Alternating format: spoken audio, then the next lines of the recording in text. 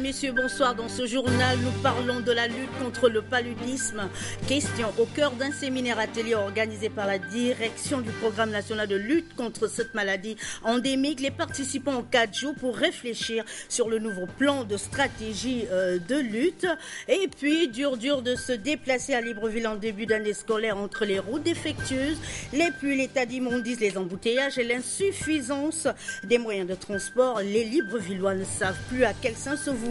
Lolita Obono de notre rédaction revient ce soir sur cet épineux problème. Bienvenue dans cette édition d'information de 20h, mardi 9 octobre 2012. La communauté internationale a célébré ce jour la journée mondiale de la poste. Thème retenu cette année, une nouvelle stratégie pour un nouveau monde. Nous allons revenir sur cette actualité au cours de nos prochaines éditions d'information. Cela dit, la célébration de 20 ans d'existence de la Cour constitutionnelle a donné lieu à un colloque sur la légitimité des juridictions constitutionnelles et processus démocratiques. Les débats d'ouverture ont été axés sur la Cour constitutionnelle gabonaise. Ahmed Mouyaka, Arnaud Mengue était sur les lieux. Au cœur de cette célébration des 20 ans d'existence de la Cour constitutionnelle gabonaise, il y a ce colloque qui réunit l'ensemble des participants et praticiens du droit venus d'horizons différents.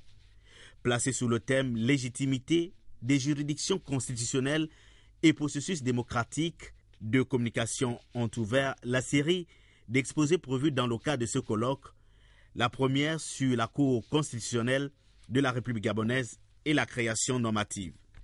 Axée sur la juridiction constitutionnelle et l'application de la norme, la deuxième communication du jour a donné l'opportunité aux conférenciers de mettre un accent sur la compétence de la juridiction constitutionnelle.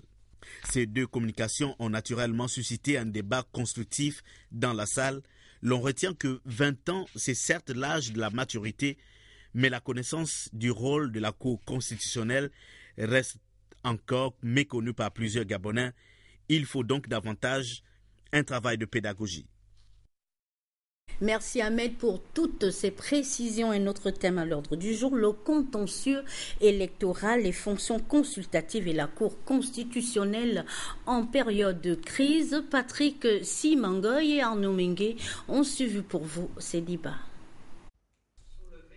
La Cour constitutionnelle de la République gabonaise et la légitimité des pouvoirs publics, le thème de la deuxième journée du colloque marquant les 20 ans d'existence de l'institution, a réuni autour de Denis Simon, professeur de droit public à l'Université Paris 1, Panthéon-Sorbonne, Madame Marie-Madeleine Bourantouo, président de la Cour constitutionnelle, une assistance composite pour comprendre et apprendre sur l'attachement au respect de l'état de droit défendu depuis 20 ans par notre juridiction, garant de la légalité constitutionnelle.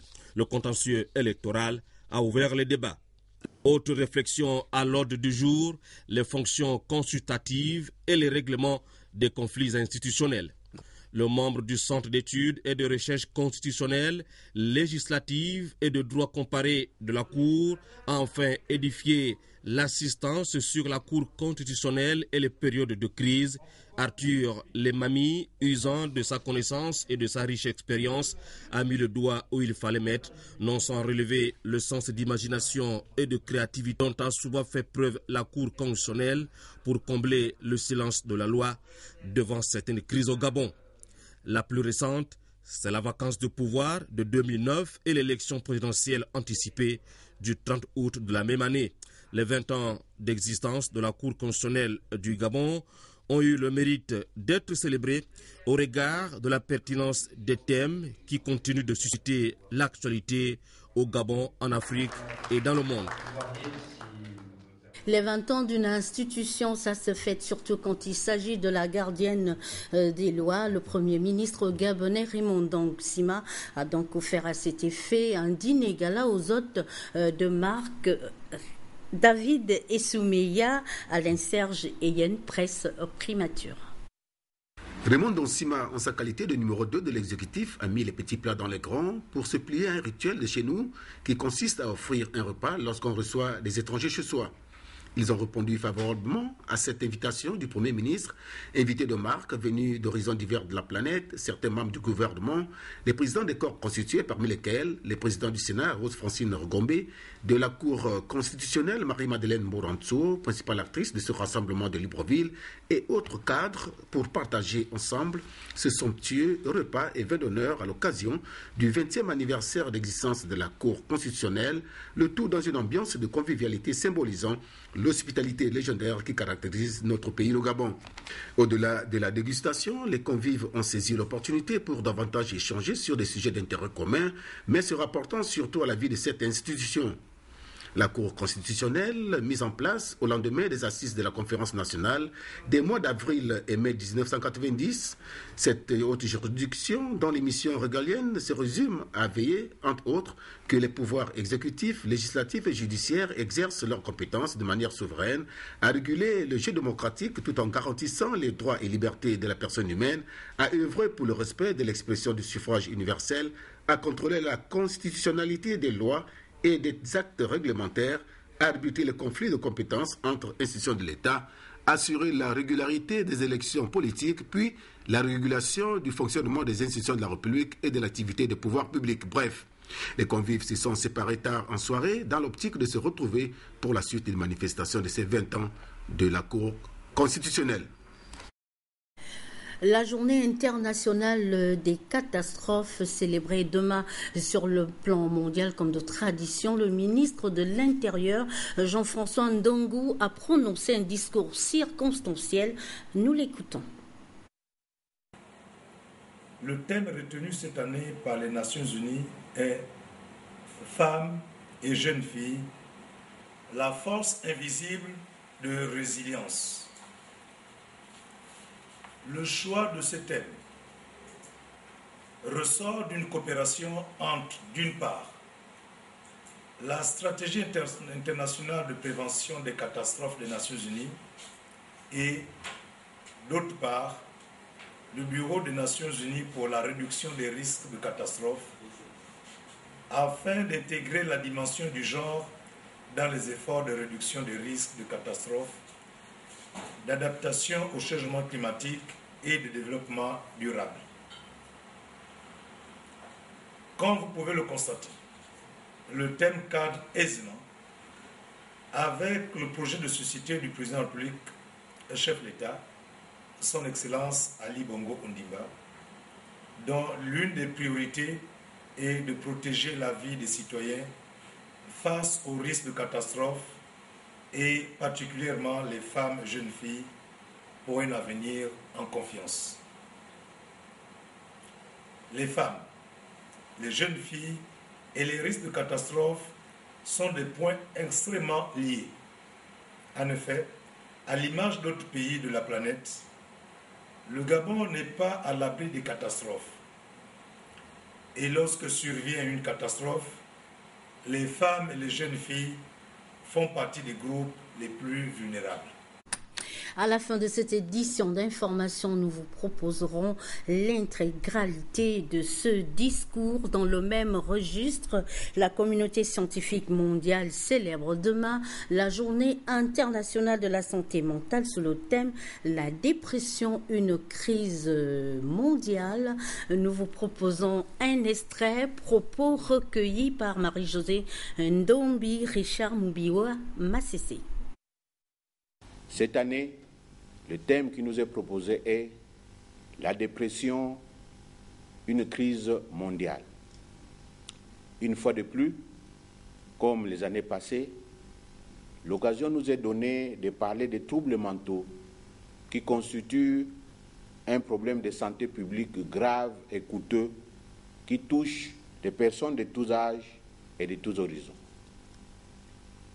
Cette année, le thème de la dépression qui nous est proposé est une pathologie omniprésente à travers le monde et notre pays n'en est point épargné. À ce jour, environ 121 millions de personnes en souffrent et il est démontré qu'une personne sur 20 présentera au cours de sa vie un épisode dépressif. Les troubles dépressifs débutent dans le jeune âge. La population laborieuse en est significativement atteinte. C'est pour cette raison qu'à ce jour, on pense que la dépression est une importante cause d'incapacité au travail quand on considère la durée du traitement de cette pathologie et les problèmes qu'elle engendre aussi bien au travail qu'en milieu familial. L'intégralité de ce discours à la fin de ce journal. Je vous l'ai dit tantôt, la lutte contre le paludisme, la question est au cœur d'un séminaire atelier qui se tient à Libreville. Épidémiologie du paludisme, prise en charge thérapeutique du paludisme, moyens et stratégies de prévention. Ce sont entre autres les points qui seront abordés au cours de ces travaux. Marie-Josée Ndombi. Le problème d'insalubrité de plus en plus grandissant dans nos villes reste à n'en point douter la cause principale du paludisme qui constitue au regard des statistiques un problème de santé publique. C'est donc pour élaborer un nouveau plan de stratégie de lutte qu'il est organisé cet atelier de formation des formateurs. Ces messieurs et dames qui ont été recrutés à l'intérieur du pays et puis à Libreville aussi, qui sont des médecins pour certains très aguerris, qui sont pour d'autres des directeurs régionaux de santé, vont faire le premier pool de formateurs qui vont à leur tour, par cascade, diffuser tous les enseignements qu'ils viennent d'acquérir. Le premier objectif, c'est leur donner les techniques de communication. Plusieurs thématiques font l'objet des discussions entre experts et participants, dont les faciès épidémiologiques. Ce sont des expressions en fait, épidémiologiques qui permettent de caractériser le type de paludisme qu'on retrouve dans certaines zones bien précises qui sont touchées par cette pathologie. Il peut y avoir plusieurs figures selon les zones que l'on considère. Que nous soyons en Afrique de l'Ouest, en Afrique australe, en Afrique centrale. Lutter contre le paludisme, c'est d'abord préserver son environnement. Lorsqu'il y a des zones insalubres, ce sont des zones en fait qui sont adaptées, qui sont adéquates pour le développement de ces œufs. Et lorsque ces zones-là persistent, perdues dans notre environnement, la maladie, par conséquent, va perdurer. Donc en fait, une solution pour régler le problème du paludisme dans notre pays, c'est déjà régler ce problème d'insalubrité. Donc l'assainissement de la ville devrait en fait représenter un pan très important dans la prise en charge, dans l'éradication du paludisme dans notre pays. Cet atelier, qui se veut un cadre d'échange, est organisé en partenariat avec le laboratoire Sanofi Aventis. Les participants ont 4 jours pour réfléchir sur la nouvelle stratégie de lutte et puis se déplacer à Libreville devient un casse-tête chinois entre les embouteillages et autres tas d'immondices qui empêchent la fluidité de la circulation. Les Librevillois ne savent plus à quel saint se vouer. Le constat est fait ce soir par Lolita Obono de notre rédaction. Comme à chaque rentrée scolaire dans la capitale gabonaise, le problème des transports urbains se pose encore avec acuité. Avec le début des cours, la galère des taxis et autres moyens de transport s'est multipliée. Il faut attendre des heures à un arrêt pour les usagers afin de trouver un moyen de transport. Prendre le taxi à Libreville, alors là, il n'y a pas de route. Il n'y a vraiment pas de route. Pas suffisamment de taxis. Maintenant, je vais emprunter un clando. Alors là, c'est vraiment terrible pour nous. Pour prendre un taxi, même un clando, dans des bas quartiers de Libreville, c'est pas vraiment facile. Et avec cette chaleur, on se demande comment faire. Attente, bousculade, injures et entassements constituent le spectacle qu'offre ce problème.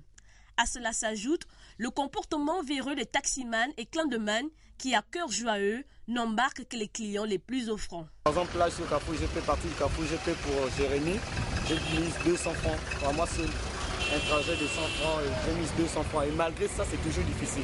Vous vous rendez compte, je reviens de là, la cité, juste, comment on appelle, la cité rose, là. J'ai pris 500 francs pour ces 3 enfants-là. Et moi, 500 pour être là. Et ce n'est pas la fin de ma course. Là, je repars à Odoro. Ça me fera encore 300. Donc 800 francs pour l'aller, 800 le retour. C'est grave. Ainsi, se déplacer à Libreville revient à payer le prix fort au détriment du tarif normal qui est passé de 100 francs à 200, 300, 500 voire 1000 francs au grand bonheur des transporteurs qui pour certains trouvent pour justification les embouteillages. Un autre phénomène qui cause beaucoup de dégâts dans les administrations et les établissements, notamment par les retards observés. Les problèmes de transport urbain et celui des routes sont loin d'être résolus dans la capitale